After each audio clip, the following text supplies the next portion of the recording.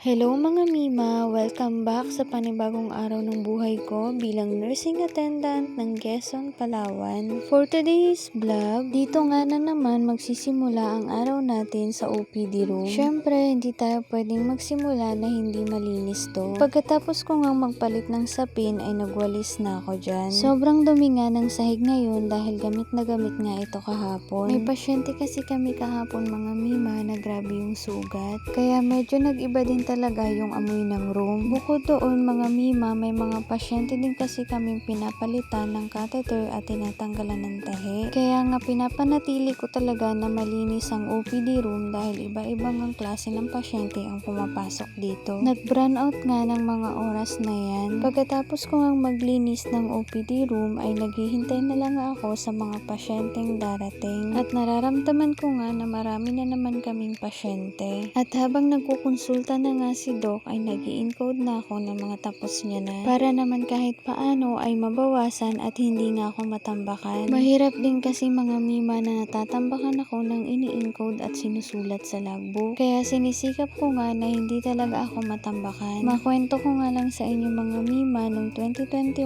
na pumasok ako dito ay hirap na hirap nga ako mag-intindi ng sulat ng doktor. Nung una nga ay nagtatanong pa talaga ako para lang ma-encode ko. Pero yun nga, thankful ako na natutunan ko din dahil sa pagsisikap ko na matuto. Dahil naisip ko nga na hindi habang buhay ay magtatanong lang ako. Sa buhay kasi natin mga Mima, kung gusto natin matutunan ng isang bagay, ay pagsisikapan talaga natin na matutunan. Ako kasi mga Mima, ganun akong tao. Pag gusto ko talagang matutunan ng isang bagay ay pinagsisikapan ko. Although iba-iba naman ang karakter ng mga tao, pero nakadepende naman sa atin kung paano natin itong dadalhin. At higit sa lahat, nakadepende sa atin yung flow ng buhay natin. Tulad nga ng nabanggit ko sa nakaraan kong vlog, mas piliin natin maging masaya at mamuhay ng payapa. Dahil pag wala na tayo dito sa mundo ay hindi na natin magagawa yan. Fast forward na nga tayo mga Mima. 5 PM na nga ng mga oras na yan kaya naglikpit na nga ako. Awa ng Diyos kahit ang dami naming pasyente today ay natapos nga din namin ni Doktora. Hindi halatang pagod yarn.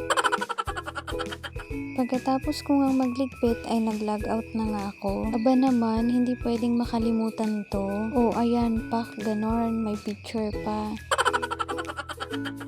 Hay, ang aliwalas talaga tignan pag wala ng mga pasyente. Kasing aliwalas ng pagtingin ko sa'yo, aba naman, huhugot pa talaga eh. While waiting na nga sa aking sundo ay nagpa-pretty muna ako dyan. Oh, pak, ganon, tingnan nyo naman. Syempre, kahit pagod tayo maghapon, kailangan pa din natin mag-relax. Medyo naiinip na nga ako ng mga oras na yan dahil wala pa nga yung sundo ko. At finally, dumating na din siya. Since 2018, hatid sundo mo pa rin talaga ako. Hindi ka talaga pumapayag na hindi mo nagagawa yan. Fast forward na nga mga Mima, naabutan ko nga si Mama na magluluto na ng ulam namin. At ito naman kapatid ko, kalaro niya na naman yung pusa niya. Natatawa talaga ako dyan sa tuwing hinaharap ko siya sa camera. Sobrang mahiyain talaga. Yun lang muna mga Mima. Thank you for watching. See you in my next vlog. Bye!